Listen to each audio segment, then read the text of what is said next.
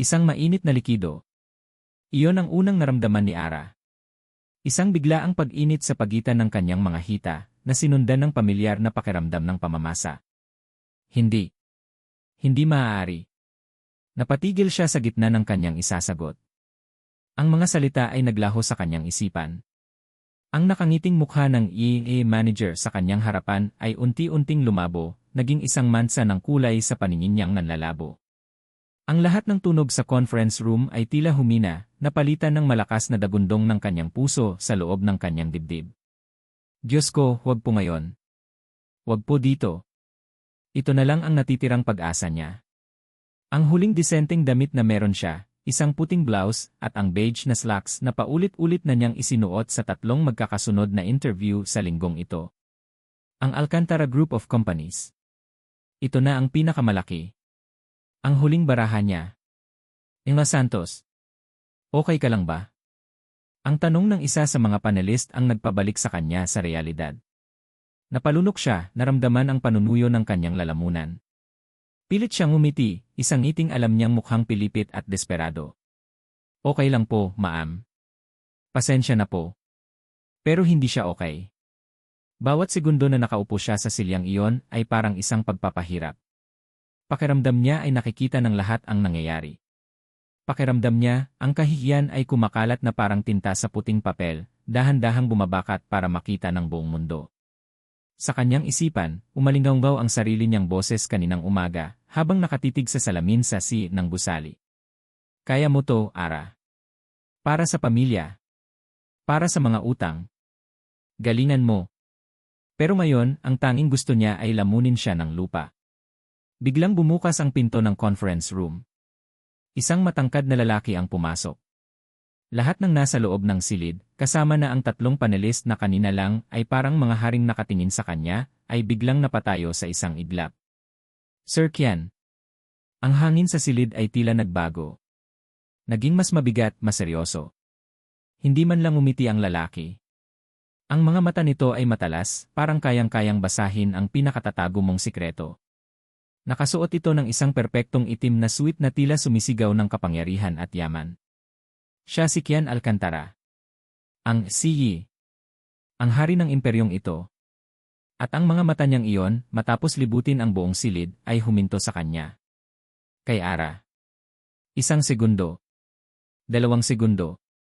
Pakiramdam ni Ara ay tumigil ang kanyang paghinga. Nakikita ba niya? Alam ba niya? Ang mga mata nito ay tila tumagos sa manipis na tela ng kanyang pantalon, diretsong nakatitig sa kahihiyan niya. Napaiwas siya ng tingin, nakatitig sa sarili niyang mga kamay na nanginginig sa ibabaw ng kanyang kandungan. Tapos na ba kayo dito? Malamig na tanong ng CA. Yes, sir. Patapos na po, mabilis na sagot ng EA manager. Thank you for your time, Emma Santos. We'll call you. Isang kasinungalingan. Alam ni Ara ang kahulugan ng mga salitang iyon. Isang magalang na paraan para sabihin, huwag ka nang umasa. Dahan-dahan siyang tumayo, pilit na itinatago ang panginginig ng kanyang mga tuhod. Hindi niya magawang tumingin kahit kanino. Nakayuko siyang naglakad palabas ng silid, bawat hakbang ay isang pagsubok. Nanalangin siya na sana walang sinumang tumingin sa likuran niya. Nagmamadali siyang naglakad patungo sa elevator, ang tanging gusto ay makalayo sa lugar na iyon.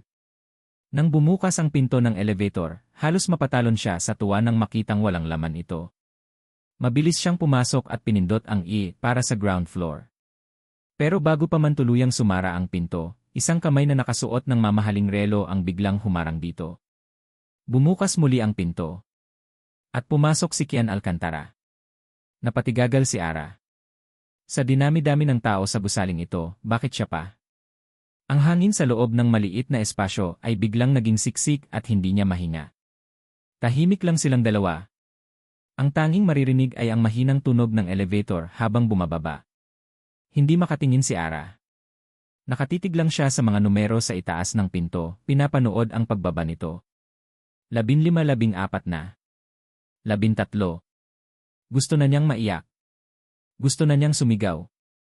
Bigla, sa gilid ng kanyang paningin, nakita niya itong gumalaw. Dahan-dahan itong hinubad ang suot nitong itim na Amerikana. Napatingin si Ara dito, nagtataka.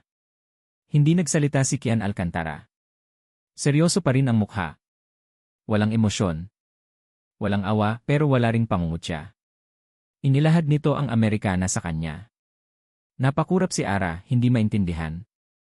Nang hindi niya ito kinuha, bahagyang umuso ang lalaki, itinuturo ang baywang niya. At doon naintindihan ni Ara ang lahat. Namula ang buong mukha niya, isang matinding init ang gumapang mula sa kanyang dibdib hanggang sa kanyang mga tainga. Alam niya. Alam niya pala mula pa kanina. Nanginginig ang mga kamay niyang inabot ang Amerikana. Ang tela ay malambot at mabigat, amoy mamahaling pabango. Itinali niya ito sa kanyang baywang, itinatago ang katibayan ng kanyang pinakamalaking kahihiyan sa trabaho. Tumunog ang elevator, hudyat na nasa ground floor na sila. Hindi pa rin nagsasalita si Kian Alcantara. Nauna itong lumabas na parang walang nangyari, na parang hindi nito kaliligtas lang sa kanya mula sa isang sitwasyong halos ikamatay na niya sa hiya. Naiwan siyang nakatayo roon, sa gitna ng abalang lobby, hawak ang laylayan ng mamahaling Amerikana. Huminga siya ng malalim bago humakbang palabas ng elevator, papasok sa malawak at nagniningning na sahig ng gusali. Ang bawat taong nakakasalubong niya ay tila nakatitig sa kanya. Alam niyang imahinasyon lang niya iyon, pero hindi niya mapigilan ang pakiramdam na para siyang isang basang sisiyo sa gitna ng mga agila. Ang Amerikanang nakatali sa kanyang baywang ay sabay na kaligtasan at isang malaking paalala ng kanyang kapalpakan. Naglakad siya ng mabilis, nakayuko, ang mga matay nakapako sa sahig na marmol. Gusto na lang niyang maglaho. Nang sa wakas ay makalabas siya sa umiikot na pinto ng gusali, ang mainit at mainay na hangin ng Makati ang sumalubong sa kanya. Napasandal siya sa pader, hinahabol ang kanyang hininga na hindi niya namalayang pinipigil pala niya. Hinawakan niya ang tela ng Amerikana. Malambot. Mabango. Mamahalin. Totoo ito. Lahat ng nangyari sa loob ng conference room at sa elevator ay totoo.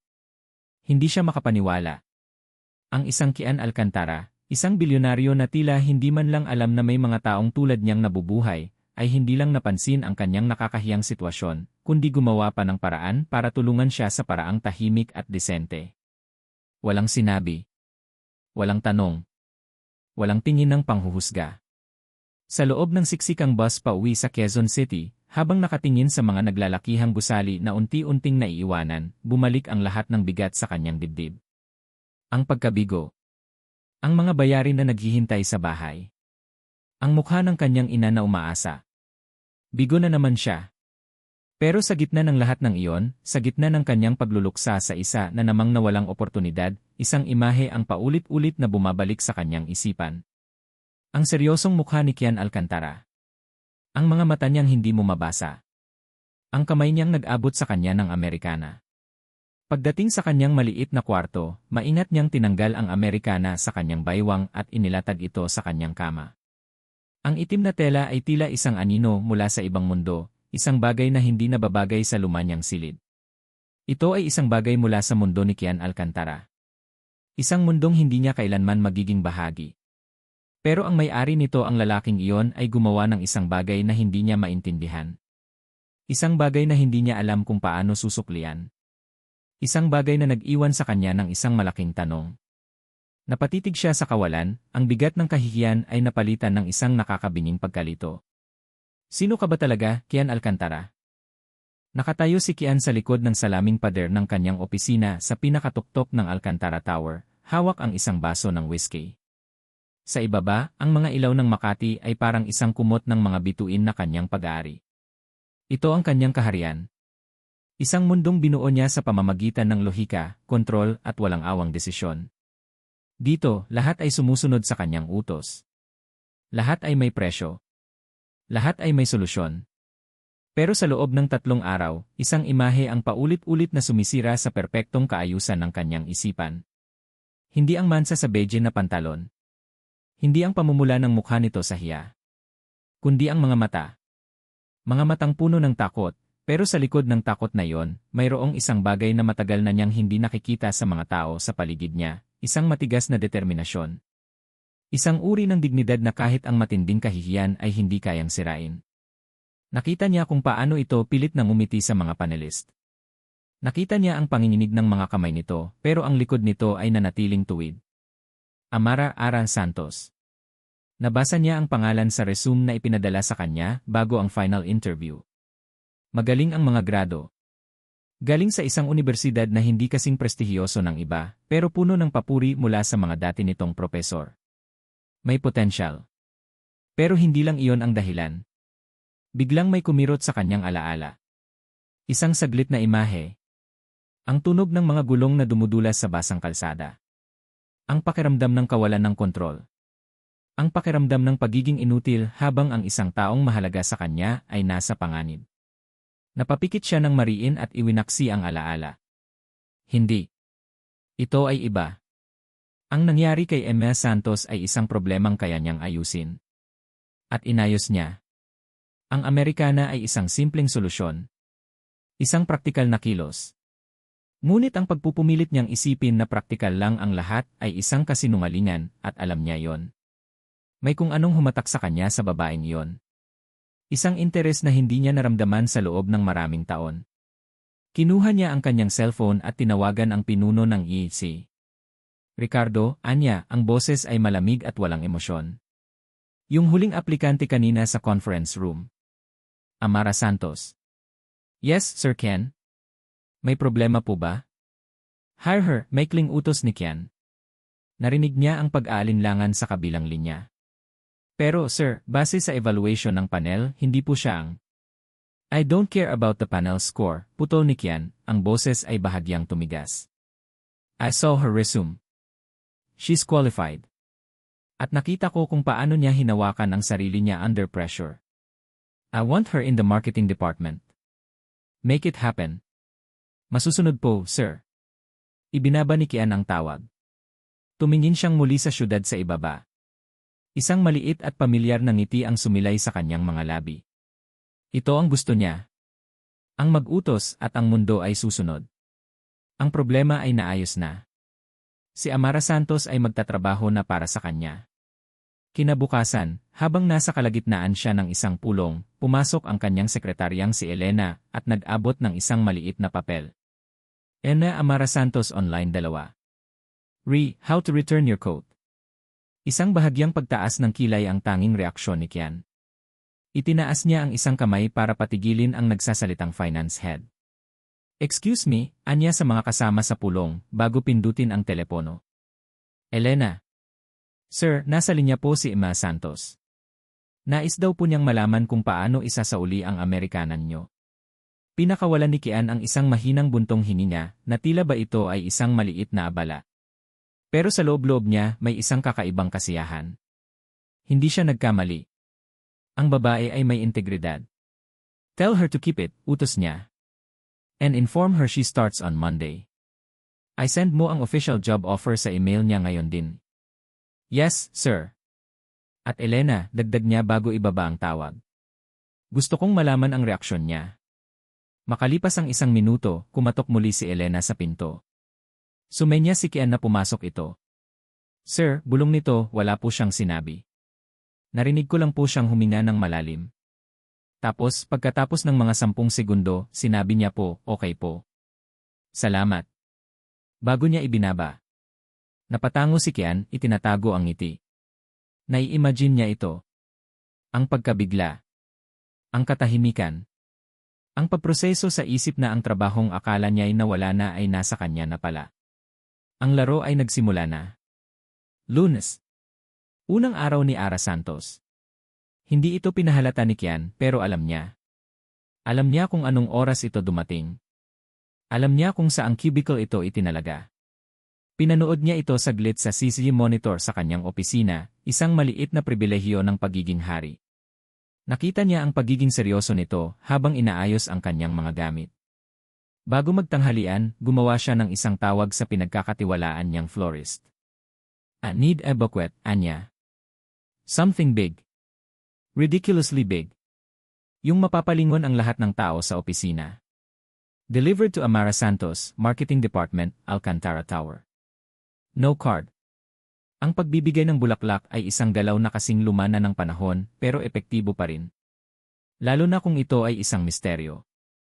Lalo na kung ito ay nagtatanim ng mga tanong sa isip hindi lang ng babae, kundi ng lahat ng tao sa paligid niya. Ito ay isang paraan ng pagsasabing, akin ka, nang hindi binibigkas ang mga salita. Buong hapon, hinayaan niya itong magtrabaho. Hinayaan niya itong malunod sa mga tanong at bulungan na siguradong nilikha ng mga bulaklak. 5:30 ng hapon. Oras ng uwian. Nasa parking lot na si Kian, nakasandal sa kanyang itim na luxury car. Hinintay niya ito. Ito ang huling galaw para sa araw na ito. Ang pinakadirekta. Nakita niya itong lumabas ng elevator, mukhang pagod pero determinado. Naglalakad ito ng may layunin, ang bag ay nakasabit sa isang balikat. Hindi na ito ang babaeng puno ng hiya mula sa conference room. Nang makalapit na ito, dahan-dahan siyang humakbang palayo sa sasakyan, papalabas mula sa mga anino. Napatigil si Ara nang makita siya. Ang kanyang mga mata ay lumaki sa gulat. Lumapit si Kian, ang bawat hakbang ay kontrolado at may kumpiyansa. Huminto siya sa mismong harapan nito. Good evening, Emma Santos. Sir, nauutal nitong sagot. Hindi ngumiti si Kian. Tinitigan niya ito ng diretsyo sa mga mata. I'll drive you home, Emma Santos, deklara niya, ang boses ay kalmado, ngunit walang puwang para sa pagtanggi. That's an order. That's an order. Ang mga salitang iyon ay lumutang sa malamig na hangin ng parking lot. Isang utos. Hindi isang pakiusap. Naramdaman ni Ara ang pag-akyat ng inis sa kanyang lalamunan. Sino ba ang lalaking ito sa akala niya? Dahil ba tinulungan niya ako sa isang nakakahiyang sitwasyon at binigyan ng trabaho, ibig sabihin ay pag-aari na niya ako. Tumingin siya ng diretsyo sa mga mata ni Kian Alcantara, at sa unang pagkakataon, hindi hiya o takot ang naramdaman niya, kundi isang matatag na pagtutol. Thank you for the offer, sir, formal niyang sagot, ang bawat salita ay may diin. Pero kaya ko pong umuwi mag-isa. Nakita niya ang bahagyang pagbabago sa mga mata ni Kian. Hindi gulat, kundi interest. Na para bang hindi ito sanay na may tumatanggi sa kanya. Hindi in offer, Emma Santos. It's a matter of safety. Gabi na. Sanay po ako, sir. Maraming salamat po ulit. Tinalikuran niya ito at nagsimulang maglakad palayo, ang puso niya ay kumakabog ng malakas. Bawat hakbang ay isang paninindigan. Huwag kang lilingon, Ara. Huwag mong ipahalata na nanginginig ang mga tuhod mo. Hindi na siya muling tinawag ni Kian. Ngunit habang naglalakad siya patungo sa sakayan ng bus, naramdaman niya ang mga mata nito na nakatitig sa kanyang likuran hanggang sa mawala siya sa paningin nito. Pag-uwi niya sa bahay, pagod na pagod ang katawan at isip niya. Pagkatapos ng isang tahimik na hapunan kasama ang kanyang ina, agad siyang pumasok sa kanyang kwarto at tinawagan ang kanyang best friend na si Jenna. Oh my God, girl! Anong nangyari? Nakita ko sa post ng office mate mo yung bulaklak. Ang laki. Ikaw na talaga, bungad ni Jenna, puno ng excitement ang boses. Huminga ng malalim si Ara. Jenna, nakakatakot siya. Naku, anong nakakatakot doon? Si, gwapo at galante. Girl, baka siya na ang sagot sa lahat ng problema mo. Napahawak si Ara sa kanyang noo, nararamdaman ang pagsakit ng kanyang ulo. Iyon din ang sinasabi ng isang bahagi ng kanyang isip. Ang madaling daan. Pero may mas malakas na boses sa loob niya, isang boses na puno ng babala. O baka siya ang simula ng mas malaking problema, bulong niya, sapat lang para marinig ng sarili. Naalala niya ang dating kasintahan, kung paano siya nito sinamba sa simula, bago siya ipagpalit sa isang babaeng mas mayaman at tapak-tapakan ang kanyang pagkatao sa harap ng lahat. Ang mga lalaking mayayaman at makapangyarihan para silang mga mangangaso. At si Ara ay pagod ng maging biktima. Ang mga sumunod na araw ay isang pagsubok sa kanyang pasensya. Hindi na siya muling hinarang ni Kian Alcantara sa parking lot. Ngunit ang presensya nito ay tila mas lalong lumakas kahit hindi niya ito nakikita.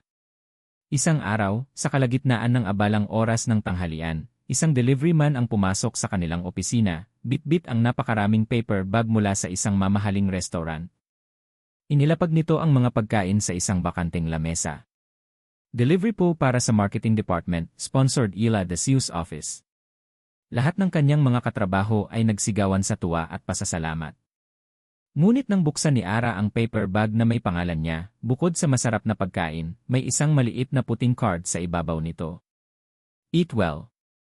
Walang pangalan, pero alam niya kung kanino galing. Napabuntong hininga na lang siya, isang halo ng inis at, kailangan niyang aminin sa sarili, isang maliit na kiliti sa kanyang puso. Ang mga kilos ni Kian ay parang isang patak ng ulan sa isang tigang na lupa. Alam niyang mapanganib, pero hindi niya maiwasan ang pakiramdam na dinidiligan nito ang isang bahagi ng kanyang pagkatao na matagal nang natuyo. Dumating ang lingguhang company party. Isa itong semi-formal na okasyon na ginaganap sa function hall ng gusali. Ayaw sanang pumunta ni Ara, pero bilang bagong empleyado, kailangan niyang makisama. Suot ang isang simpleng itim na bestida na hiniram niya kay Jenna, pilit niyang ginawang invisible ang sarili sa isang sulok, hawak ang isang baso ng iced tea. Pinagmamasdan niya ang kanyang mga katrabaho, ang mga matataas na opisyal na nag-uusap tungkol sa negosyo, ang mga mas batang empleyado na nagtatawanan at kumukuha ng mga selfie. Ito ang mundo ni Kian Alcantara. At siya ay isang dayuhan dito. Nagtatago ka ba, Ina Santos? Halos mabitawan ni Ara ang kanyang baso. Ang boses na yon. Ang pamilyar na boses na yon na ngayon ay malapit sa kanyang tainga. Lumingon siya at nakita si Kian Alcantara, nakatayo sa tabi niya, mas gwapo pa sa karaniwan sa suot nitong dark blue suit. Sir, tanging nasabi niya, sinisikap na pakalmahin ang kanyang puso. Enjoying the party, tanong nito, ang mga matay hindi inaalis sa kanya. Opo, sir. Isang katahimikan ang namagitan sa kanila, habang ang ingay ng party ay tila humihina sa kanilang paligid. Ara, sabi ni Kian, sa unang pagkakataon ay tinawag siya sa kanyang unang pangalan. Mas malambing ang tunog nito kaysa sa inaasahan niya. Alam kong naguguluhan ka. Alam kong hindi ka komportable. Pero gusto ko lang malaman mo, seryoso ako. Napatingin si Ara sa kanyang mga sapatos. Sir, hindi ko po maintindihan. Then let me make it clear for everyone. Bago pa man makapag-react si Ara, humakbang na si Kian paalis sa tabi niya at umakyat sa maliit na entablado kung saan naroon ang isang banda. Kinuha nito ang mikropono mula sa bokalista. Biglang tumahimik ang buong hall. Lahat ng mga mata ay napunta kay Kian Alcantara. Good evening, everyone, simula niya, ang kanyang malalim na boses ay umalingaw sa buong silid. I hope you are all having a great time.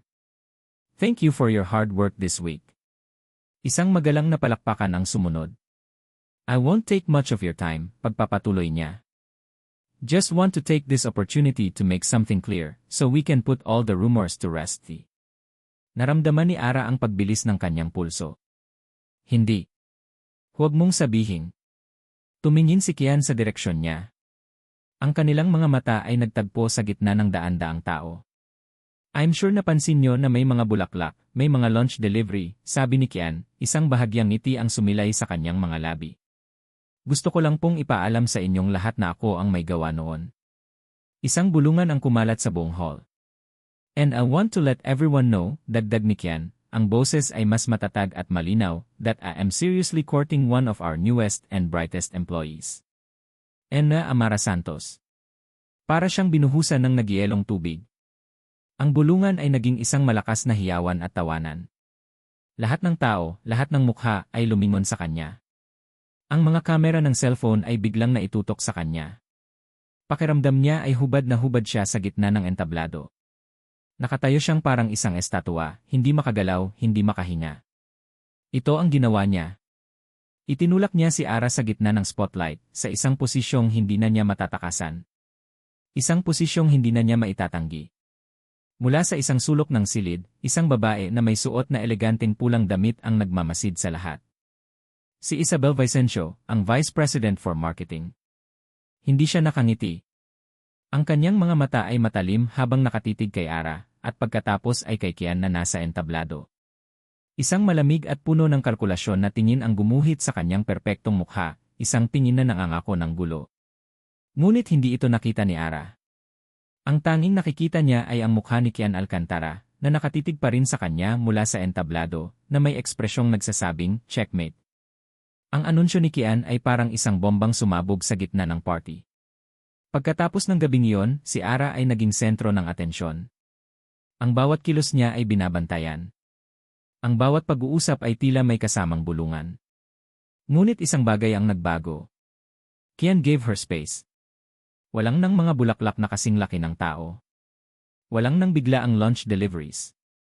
Ang pagiging agresibo niya ay napalitan ng isang tahimik at nagmamasid na presensya. Minsan, sa pasilyo, magkakasalubong sila. Tatanguan lang siya nito, isang maliit at halos hindi mapansing ngiti ang nasa labi, bago magpatuloy sa paglakad.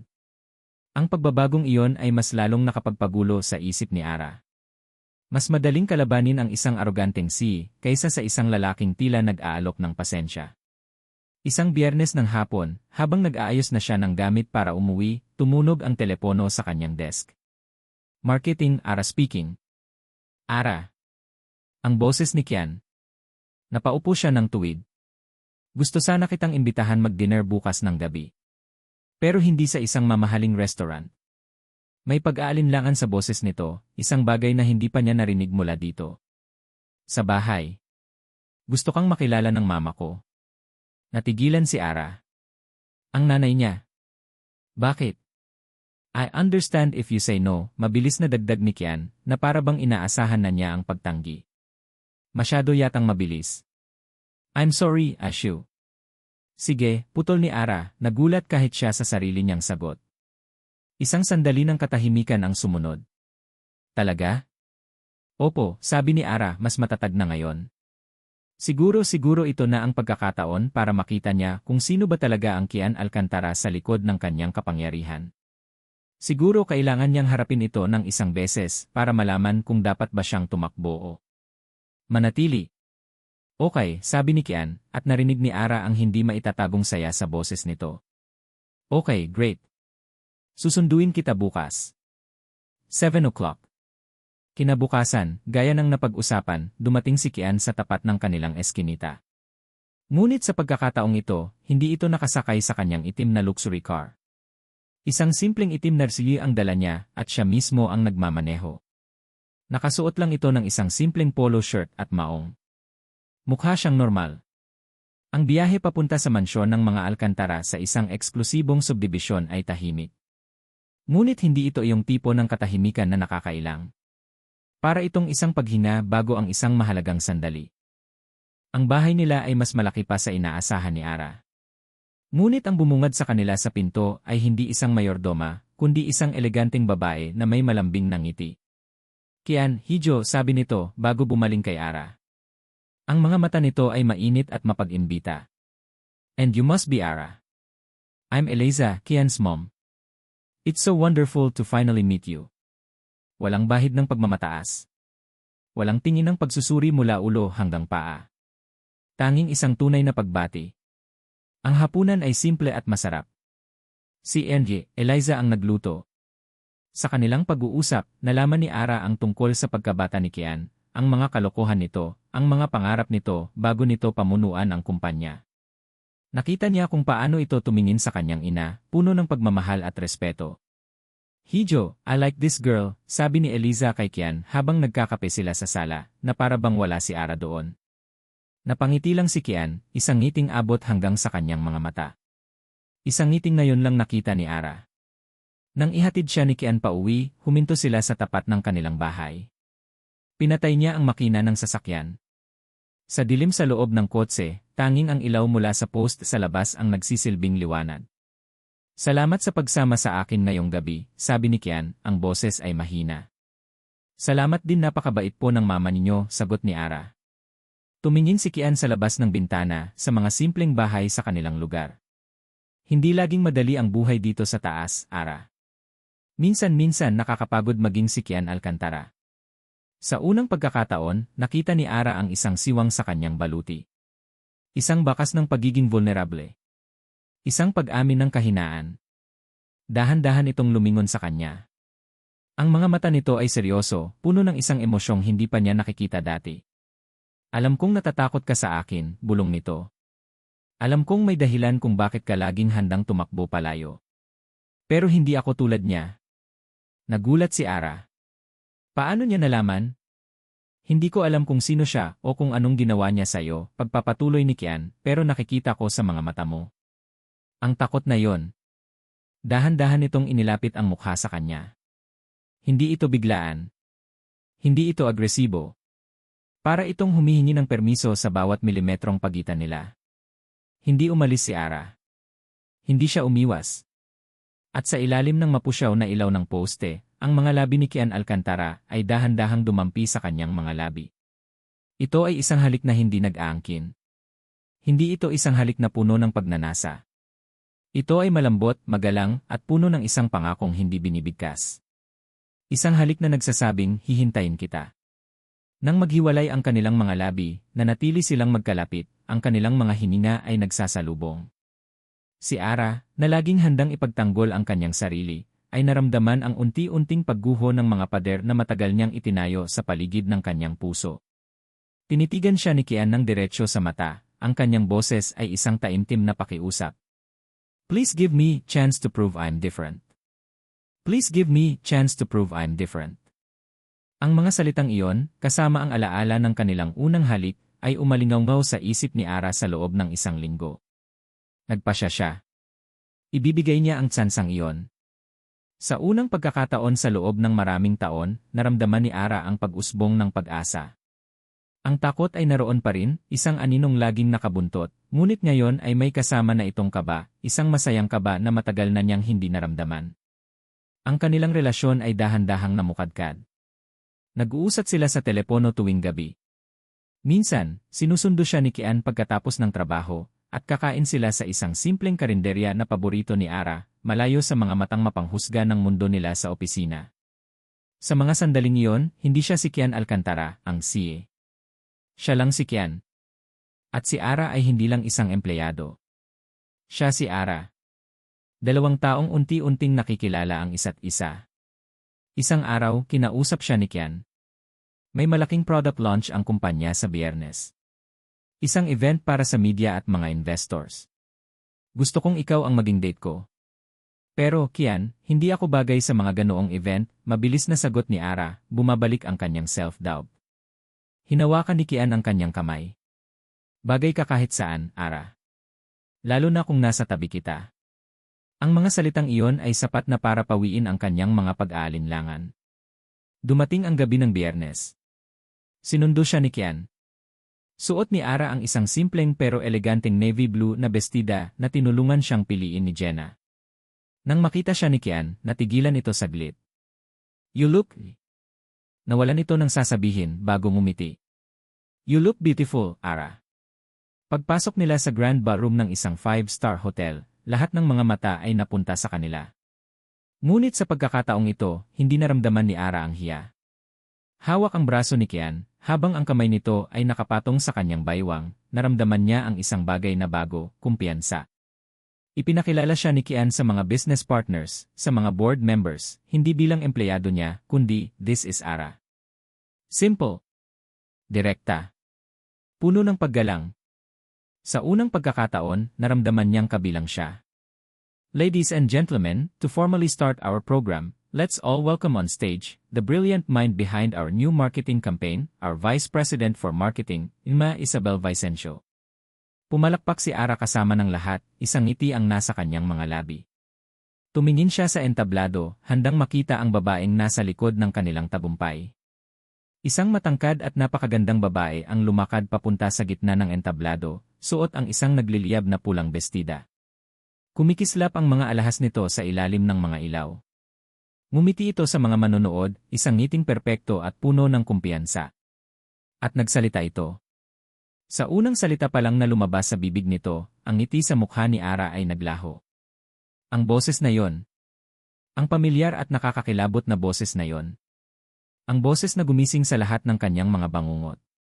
Ang mundo ni Ara ay tila huminto.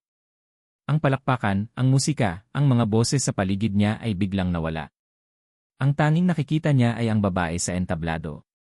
Ang tanging naririnig niya ay ang boses na yon, isang boses na nagbalik sa kanya sa pinakamadilim na araw ng kanyang buhay. Flashback. 5 taon na ang nakalipas. Sa labas ng library ng unibersidad. Umuulan. Ara, ano ba to? Anong pinagsasabi mo? Tanong ni Marco, ang kanyang nobyo sa loob ng 3 taon, ang lalaking pinagkatiwalaan niya ng lahat. Nakita ko kayo, Marco. Nakita ko, humahagulgol si Ara. Sa kotse niya. Huwag kang magsinungaling. Lumabas mula sa likod ni Marco ang isang babae, mayayabang ang tindig, nakangisi. Oh, you saw. Good. At least hindi na kami mahihirapang magpaliwanag sa'yo. Ang boses na yon. Puno ng panunuya. Puno ng pagwawagi. Bakit, tanong ni Ara, ang boses ay basag.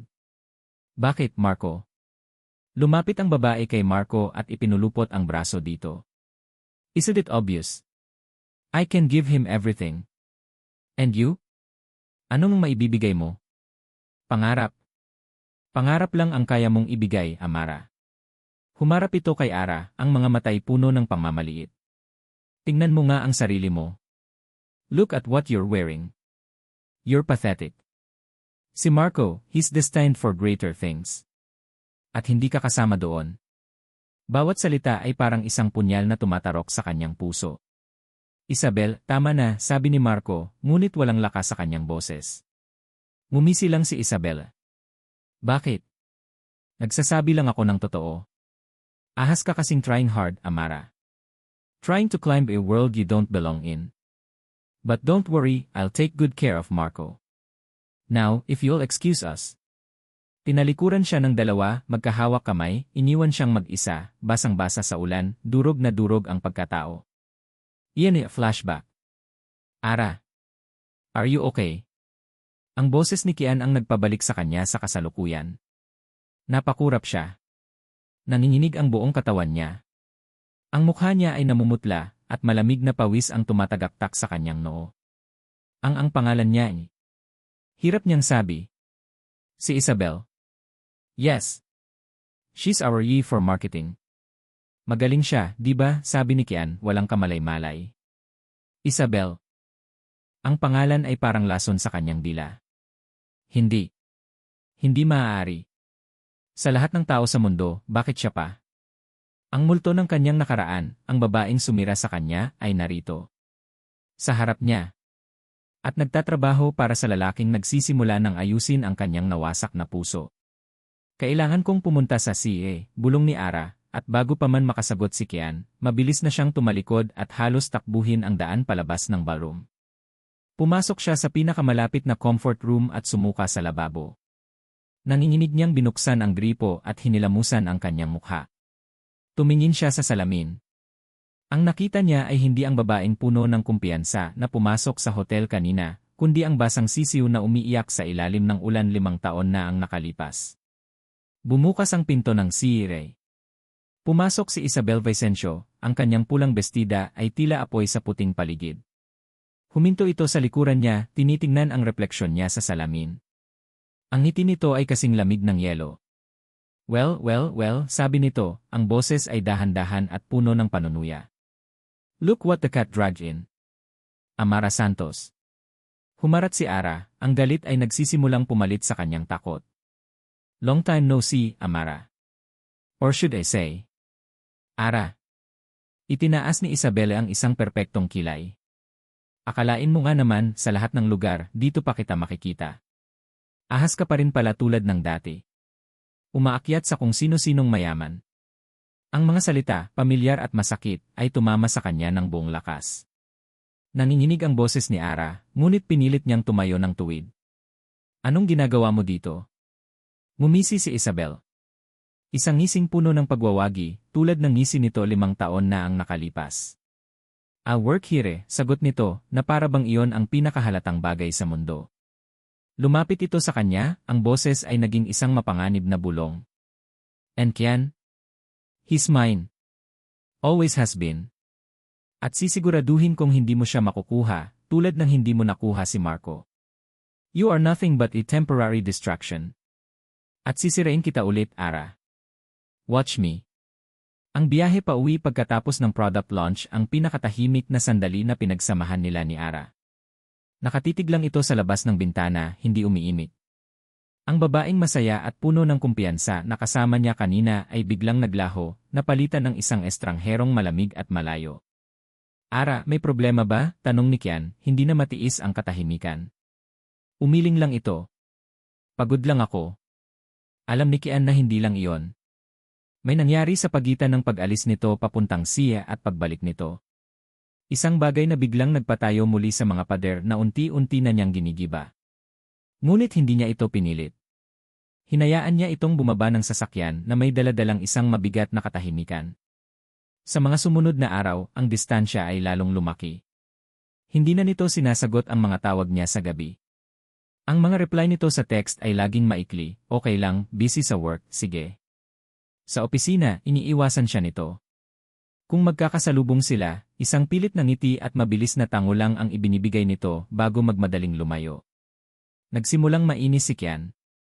Hindi sa kanya kundi sa sitwasyon. Ano ang nagawa niyang mali? Ang gabi ng party. Ang pagpapakilala sa kanyang ina. Ang halik? Lahat ng iyon ay tila tama, tila mga hakbang pasulong. Bakit sila biglang umatras ng 10 hakbang? Isang hapon, habang nakatitig siya sa kanyang monitor at iniisip kung tatawagan ba ulit si Ara, may kumatok sa pinto ng kanyang opisina. Come in. Pumasok si Isabel Vicencio, may dalang 2 tasa ng kape. Ngumiti ito sa kanya, isang ngiting profesional pero may bahid ng personal na pag-aalala. Mukhang kailangan mo to, sabi nito, inilapag ang isang tasa sa kanyang lamesa. You look stressed, Kian. Thanks, Isabel. Madami lang iniisip, sagot ni Kian, pinasalamatan ang abala. Sumandal si Isabel sa gilid ng kanyang lamesa, humigop ng kape. Tungkol ba to sa trabaho? O tungkol sa bago mong inspirasyon? Hindi sumagot si Kian. Tumingin lang siya kay Isabel. Napabuntong hininga ito na parang isang nag-aalalang kaibigan. Kian, I'm worried about you. I can handle myself, Isabel. I know. Pero that girl si Ara. Maingat nitong binigkas ang pangalan. I've known her from way back. College. She seems nice but she has a lot of baggage. Isang komplikadong nakaraan. Napakunot ang noo ni Kian. What are you trying to say? Nagkibit-balikat si Isabel, umiiwas ng tingin na para bang ayaw niyang pag-usapan. Wala naman. Ayoko lang na masaktan ka. Alam mo na, ang mga ganyang klaseng babae minsan mahirap basahin ang tunay na motibo. Baka gamitin ka lang niya para makaangat sa buhay. You're Kian Alcantara, after all. You're your target. Isang bahagi ni Kian ang gustong magalit. Gustong ipagtanggol si Ara. Ngunit ang mga salita ni Isabelle ay tumama sa isang maliit, madilim na sulok ng kanyang isipan, ang sulok na laging nagdududa, ang sulok na laging nag-isip na lahat ng tao ay may agenda. She's not like that, Maring, sabi ni Kian. I hope so, malambing na sagot ni Isabel. I really hope so. Kinuha ni Isabel ang kanyang cellphone. Anyway, kaya ako nandito, gusto ko lang ipakita itong bagong design para sa social media campaign natin. Ipinakita nito ang screen kay Kian. Habang tinitingnan ni Kian ang layout, aksidenteng nag-swipe si Isabel sa kasunod na litrato. Isang lumang litrato. Si Ara, mas bata pa, nakangiti ng napakatamis. At katabi nito, may isang lalaking nakaakbay sa kanya, ang mga mukha nila'y magkadikit, parehong mukhang masayang-masaya at in love. Oops, sorry, mabilis na sabi ni Isabel, iniswipe pabalik ang screen, pero huli na ang lahat. Nakita na ni Kian. Wrong photo. Luma na yan. College days. Nakita ko lang ulit sa memories ko. I knew them both, actually. Si Ara at si Marco. Isang pangalan. Marco. Ang imahe ng masayang pares ay tila bumaon sa isip ni Kian. Ganoon ba siya kasaya sa piling ng ibang lalaki? Ganoon ba ang ngiti niya kapag tunay siyang nagmamahal? Sige, Kian. I'll leave you to your work, sabi ni Isabel, tumayo na para umalis. Huminto ito sa may pinto. Lumingon ito sa kanya, ang mukha ay puno ng peking simpatsya. I just don't want to see you get hurt again, sabi nito, ang boses ay isang halos hindi marinig na bulong. Like what happened with her? Para siyang sinaksak. Hindi binanggit ni Isabelle ang pangalan. Hindi na kailangan. Isang pangalan lang ang laging nagdudulot ng ganoong klaseng kirot sa puso ni Kian. Ang pangalan ng babaeng minahal niya noon. Ang pangalan ng babaeng namatay sa kanyang mga braso. Nang magsara ang pinto, naiwan si Kian na nakatitig sa kawalan. Ang opisina ay biglang naging napakalamig. Ang pagdududa na itinanim ni Isabelle ay nagsimula ng mag-ugat, dinidiligan ng laso ng kanyang sariling masakit na nakaraan. Ilang araw nang binabagabag si Ara ng kanyang konsensya. Tama si Jenna. Hindi niya dapat hinayaang sirain ni Isabelle ang isang bagay na hindi pa man nagsisimula. Hindi niya dapat hinusgahan si Kian dahil sa kasalanan ng iba. Si Kian ay nagpakita sa kanya ng kabaitan, pasensya, at respeto. Karapat-dapat itong malaman ang katotohanan. Sa wakas, pagkatapos ng ilang gabing walang tulog, nagpasya siya. Pagtatapatan niya si Kian. Sasabihin niya ang lahat tungkol kay Marco, tungkol kay Isabel, tungkol sa takot na bumalik sa kanya. Kung pagkatapos noon ay talikuran siya ni Kian, tatanggapin niya. At least, naging tapat siya. Dala ang bagong determinasyon, naglakad siya papunta sa opisina ni Kian. Ang puso niya ay kumakabog, isang halo ng takot at pag-asa. Ito na yon. Habang naglalakad siya sa pasilyo patungo sa executive floor, isang pamilyar na boses ang tumawag sa kanyang pangalan. Ara. Napatigil siya at lumingon. Si Marco. Nakatayo sa gitna ng pasilyo, mukhang mas matanda, mas pagod. Ang dating kayabangan sa kanyang mga mata ay napalitan ng isang bagay na mukhang pagsisisi.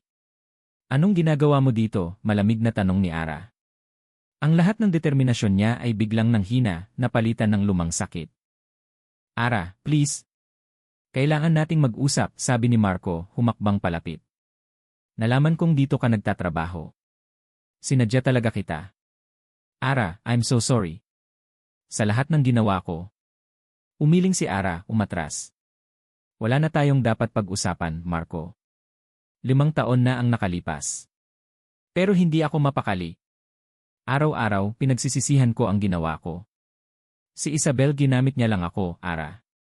Iniwan din niya ako nung wala na siyang mapala sa akin. Ikaw ang totoo. Please bigyan mo ako ng isa pang pagkakataon. Kahit bilang kaibigan lang. Ang mga salita niya ay desperado, ngunit para kay Ara, ang mga ito ay inay lamang. Ang tanging nakikita niya ay ang lalaking sumira sa tiwala niya. Tigilan mo na ko, Marco. Layuan mo ko, sigaw ni Ara, ang boses niya ay nanginginig sa galit at sakit. Hindi mo alam kung gaano mo ako sinira. Kaya please, kung may natitira ka pang hiya sa katawan mo, umalis ka na. Tinalikuran niya ito at naglakad palayo, hindi na lumingon pa. Ang kanyang mga mata ay nag-init, nagbabadyang tumulo ang mga luha. Ang plano niyang kausapin si Kian ay biglang nawala. Ang tanging gusto niya ay makalayo sa lugar na yon. Hindi niya alam, sa itaas, sa likod ng salaming bintana ng opisina nito, nakatayo si Kian Alcantara. Nakita niya ang lahat. Ang pagdating ni Marco. Ang paglapit nito kay Ara. Ang pag-uusap nila. Hindi niya narinig ang mga salita, ngunit nakita niya ang ekspresyon sa mukha ni Ara, ang sakit, ang galit. At nakita niya ang pakiusap sa mukha ng lalaki. Sa tabi niya, nakatayo si Isabel Vicencio, na aksidenteng napadaan para mag-abot ng ilang dokumento. Oh, sabi ni Isabel, ang boses ay puno ng pekeng pag-aalala. Si Marco. Ang ex-boyfriend niya. I told you, Kian. Complicated. Tumingin si Isabel kay Kian, ang kanyang mga mata ay puno ng iiawa. She's still in contact with him. Siguro hindi pa talaga siya nakaka-move on, baka ikaw lang ang panakipbutas. Bawat salita ni Isabel ay isang patak ng lason sa isang bukas na sugat. Ang imahe ni Ara nakausap si Marco, kasama ang litratong nakita niya noon, at ang alaala ng sarili niyang nakaraan, lahat ay naghalo-halo sa isip ni Kian, lumilikha ng isang pangit na konklusyon. Pakiramdam niya ay bumalik siya sa nakaraan. Ang pakiramdam ng pagiging tanga. Ang pakiramdam na pinaglalaruan lang. Kaya nang bumukas ang pinto ng kanyang opisina at pumasok si Ara, ang mukha nito'y namumula pa sa pinaghalong emosyon, isang pader na yelo ang sumalubong dito. Sir Kian, pwede po ba tayong mag-usap, simula ni Ara. Hindi siya tiningnan ni Kian. Nakatitig lang ito sa mga gusali sa labas. I'm busy, Ima Santos, malamig niyang sagot. Sandali lang po. Mahalaga po ito. Sa wakas ay humarap si Kian sa kanya. Ang mga mata nito ay walang buhay, walang init, walang bakas ng lalaking humalik sa kanya sa loob ng kotse. Get out, Ara, sabi niya, ang bawat salita ay matigas at walang awa. I don't want to see you. Napatigagal si Ara. Ang mga salita ay parang isang sampal. Mas masakit pa sa kahit anong pisikal na sampal. Kian, let me explain. Pagmamakaawa niya, ang kanyang boses ay nanginginig. Explain what? Putol ni Kian, ang kanyang boses ay tumaas, puno ng pait at galit na hindi maintindihan ni Ara kung saan nanggagaling. Explain that you've been playing me all along. Na habang ako, parang tangang naniniwala sa'yo, nakikipagkita ka pa rin pala sa lalaking yon. Natulala si Ara. Nakita niya. Paano? Hindi mo ba talaga kayang iwan ang nakaraan mo, Ara? O baka naman ako lang talaga ang tulay mo para makuha ang gusto mo? Ang mga akusasyon ay sunod-sunod, bawat isa ay mas masakit kaysa sa nauna. Para siyang pinagbibintangan sa isang krimeng hindi niya ginawa. Hindi totoo yan. Halos pabulong niyang sabi, ang mga luha ay nagsimula ng mamuo sa kanyang mga mata. Ngunit hindi na nakikinig si Kian. Ang nakikita lang niya ay ang sarili niyang mga demonyo na isinasalamin sa mukha ni Ara. Just go, sabi niya, ang boses ay pagod na. Leave me alone. Si Kian ay nakaupo sa dilim ng kanyang opisina, matagal nang umalis ang lahat ng empleyado. Sa labas, bumubuhos ang malakas na ulan, hinahampas ng hangin ang mga salaming bintana. Ang panahon ay isang perpektong salamin ng kaguluhan sa loob ng kanyang puso. Sa ibabaw ng kanyang mamahaling lamesa, sa tabi ng isang halos ubos ng bote ng whiskey, nakapatong ang kanyang cellphone. Paulit-ulit niyang pinapakinggan ang isang voice recording. Isang recording na ipinadala sa kanya ni Isabel isang oras na ang nakalipas, na may kasamang mensaheng, Kian, I'm so sorry. I think you need to hear this. Naririnig ko sila kanina sa pantry. I think it's time you knew the truth. Sa recording, boses ni Ara at ng kaibigan nitong si Jenna ang maririnig. Girl, sigurado ka ba dyan kay Emma Alcantara? Tanong ng boses ni Jenna. At sumagot ang boses ni Ara, malinaw at hindi maikakaila, syempre. Sino ba namang hindi?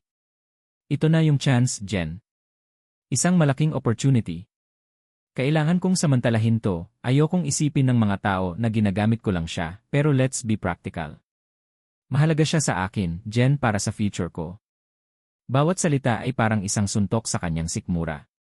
Ang mga piraso ay nagkabit-kabit sa kanyang isipan, ang pag-iwas ni Ara, ang paglitaw ni Marco, at ngayon, ang pag-amin na ito mula mismo sa bibig ni Ara.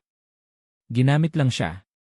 Ang sakit ay mabilis na napalitan ng isang nagyelong galit. Galit sa sarili dahil nagpakatanga na naman siya. Galit kay Ara dahil pinaniwala siya nito. Kinuha niya ang kanyang cellphone at tinawagan si Ara. Where are you? Malamig niyang tanong nang sumagot ito. Pauwi na, sir. Nasa may bus stop, sagot ni Ara, ang boses ay pagod. Don't move. I'm coming. Bago pa man makasagot si Ara, ibinaba na niya ang tawag. Kinuha niya ang susi ng kanyang kotse at mabilis na lumabas ng opisina. Natagpuan niya si Ara na nakatayo sa ilalim ng isang waiting shed, basang-basa na ang ibabang bahagi ng kanyang damit dahil sa malakas na ulan. Paghinto ng kotse sa tapat niya, binuksan niya ang pinto. Get in.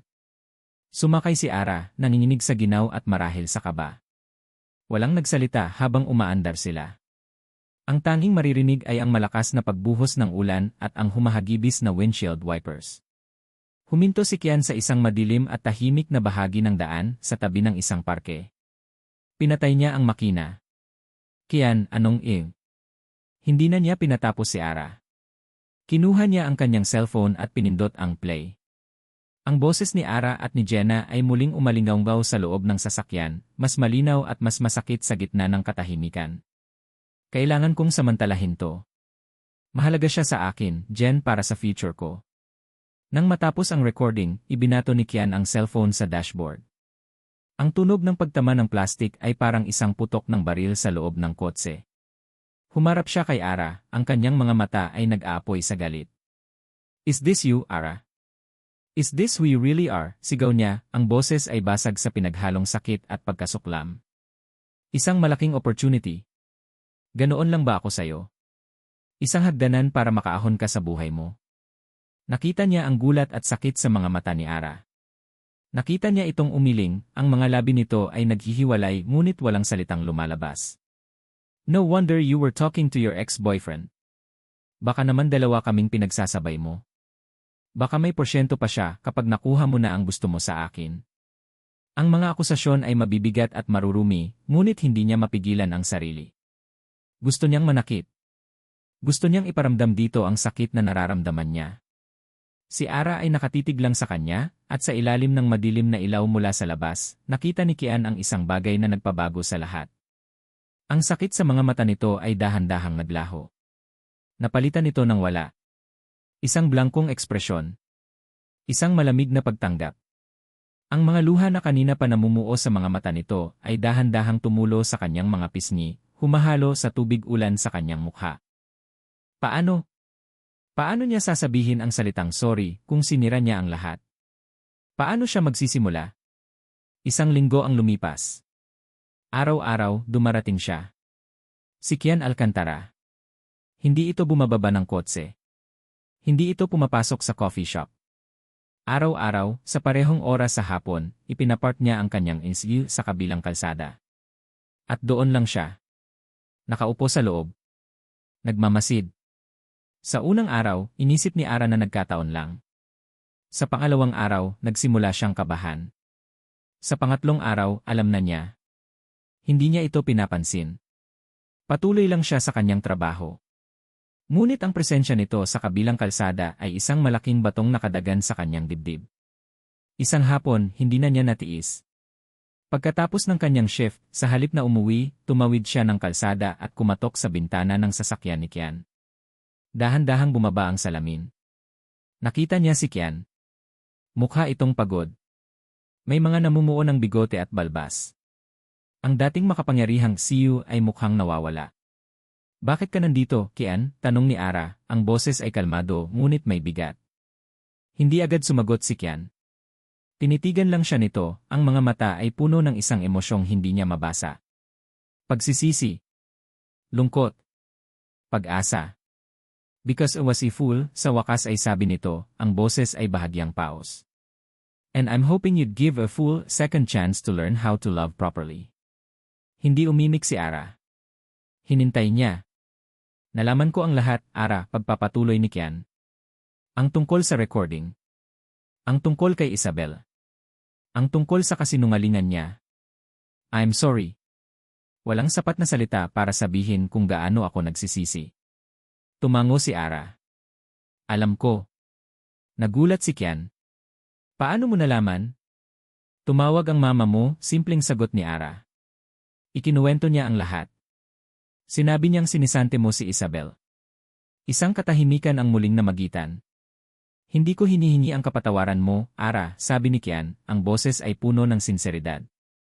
Hindi ko iyon deserve. Nandito lang ako araw-araw para ipaalala sa sarili ko kung ano ang sinayang ko. At para umasa na baka sakali, isang araw, handa ka nang makinig. Huminga ng malalim si Ara. Tumingin siya sa paligid, sa mga taong naglalakad, sa mga sasakyang dumadaan. Sa normal na takbo ng buhay. Gusto mong maglakad? Tanong niya. Nagulat si Kian sa alok niya, ngunit mabilis itong tumango. Pinatay nito ang makina at bumaba ng sasakyan. Naglakad sila ng magkatabi papunta sa kalapit na parke. Ang parehong parke kung saan sila huminto noong gabing sinira niya ang lahat. Ngayon, sa ilalim ng papalubog na araw, ang lugar ay mukhang mapayapa. Umupo sila sa isang bakanteng bench. May isang bagay na hindi ko sinabi sa'yo, simula ni Kian, nakatingin sa malayo. Ang dahilan kung bakit ako naging ganito. Kung bakit kailangan kong kontrolin ang lahat. Kung bakit ako natakot na magtiwala. At doon, sa unang pagkakataon, ikinuwento niya ang lahat. Tungkol sa kanyang unang pag-ibig. Tungkol sa aksidente sa kotse sa isang maulan na gabi, kung saan siya ang nagmamaneho. Tungkol sa pagkamatay nito sa kanyang mga braso habang hinihintay nila ang ambulansya. Tungkol sa pakiramdam ng kawalan ng magawa. Mula noon, sabi niya, ang boses ay basag, ipinangako ko sa sarili ko na hindi ko nahahayaang maramdaman ulit yung ganoong kawalan ng kontrol. Kaya ginamit ko ang pera at kapangyarihan para ayusin ang lahat. Akala ko, yun ang paraan para protektahan ang mga taong mahalaga sa akin. Akala ko, yun ang pagmamahal. Lumingon siya kay Ara, at sa unang pagkakataon, nakita ni Ara ang mga luhang namumuo sa mga mata ng isang Kian Alcantara. Pero nagkamali ako. Ang ginawa ko sa iyo, inulit ko lang ang kasalanan ko. I let no fear control me. At sa takot kong masaktan, ako ang nanakit. Hindi umimik si Ara. Sa halip, dahan-dahan niyang inabot ang kamay ni Kian at hinawakan ito. Nagulat si Kian sa ginawa niya. Tumingin ito sa kanilang mga kamay na magkahawak at pagkatapos ay sa kanya. Pareho lang tayong nasaktan ng nakaraan, Kian, mahinang sabi ni Ara. Pareho tayong nagtayo ng pader. Ang pinagkaiba lang, yung sayo, gawa sa pera at kapangyarihan. Yung sa akin, gawa sa takot at pagdududa. Tumingin siya sa mga mata nito.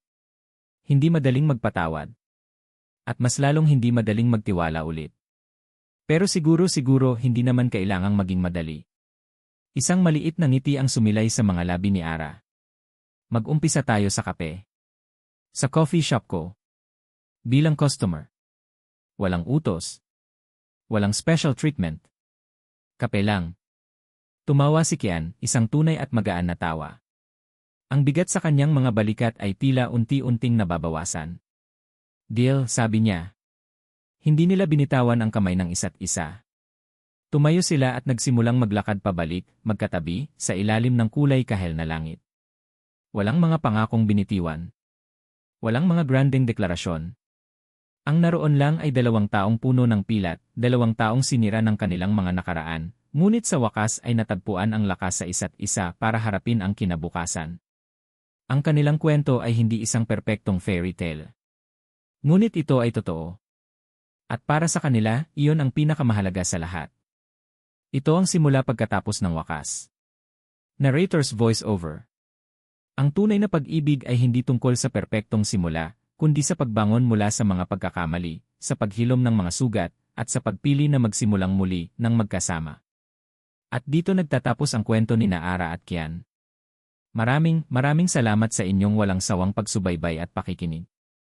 Ang pagsulat sa kwentong ito ay isang paglalakbay na puno ng iba't ibang emosyon. Bawat kabanata, kasama ninyo akong kinilig, nagalit, nalungkot, at umasa. Naramdaman ko ang bawat sakit at bawat tagumpay ni Ara at Kian na parabang sila ay mga tunay na taong nabubuhay sa ating tabi.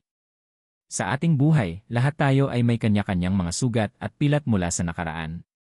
Minsan, dahil sa mga sugat na ito, nagtatayo tayo ng matataas na pader sa paligid ng ating mga puso. Natatakot tayong magtiwala at magmahal muli. Ang kwento ni Ara at Kian ay isang paalala na ang tunay na katapangan ay hindi ang pag-iwas sa sakit, kundi ang pagharap dito. Ito ay isang paalala na ang pagpapatawad, hindi lamang para sa iba kundi para na rin sa ating mga sarili, ang siyang susi sa tunay na paghilom. Sana, sa pagtatapos ng kwentong ito, baunin niyo ang pag-asa.